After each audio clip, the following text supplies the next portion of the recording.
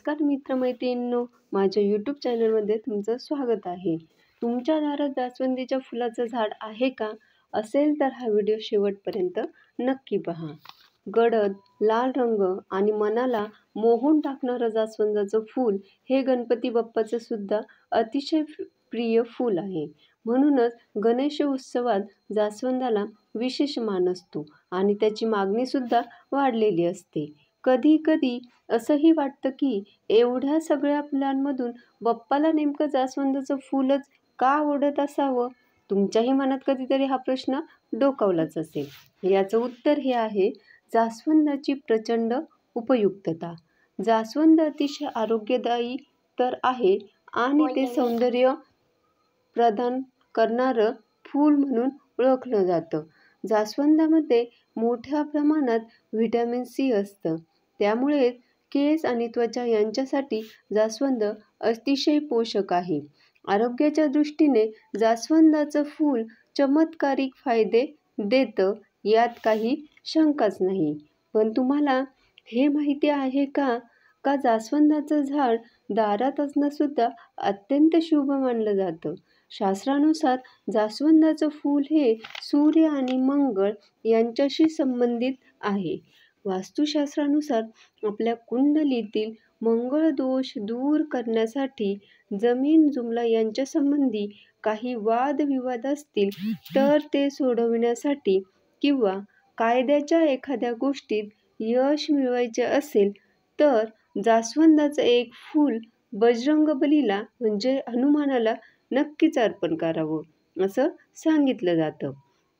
मंगळवारच्या दिवशी जास्वंदाचं फूल देवीला किंवा हनुमानाला अर्पण केल्याने अनेक प्रकारच्या ग्रहपीडा शांत होतात असंही मानलं जातं.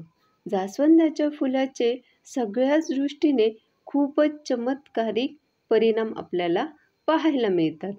तसंच जास्वंदाच्या फुलाचा रंगसुद्धा चमत्कारिक आहे.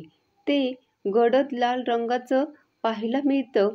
तसेच पांढऱ्या रंगात थोडी पिवळसर छटा किंवा हलक्या गुलाबी रंगातील छटा अशा वेगवेगळ्या छटासुद्धा पाहायला मिळतात. मंडळी, तुमच्या अंगणात हे झाड लावताना त्या झाडावर पुरेसा सूर्यप्रकाश पडेल याची काळजी घ्यावी. ज्या व्यक्ती जास्वंदाचं फूल पाण्यात टाकून सूर्यदेवाला रोज अर्घ्य अर्पण करतात त्यांना डोळ्यांचे आजार कधीही होत नाही असंही सांगितलं जातं.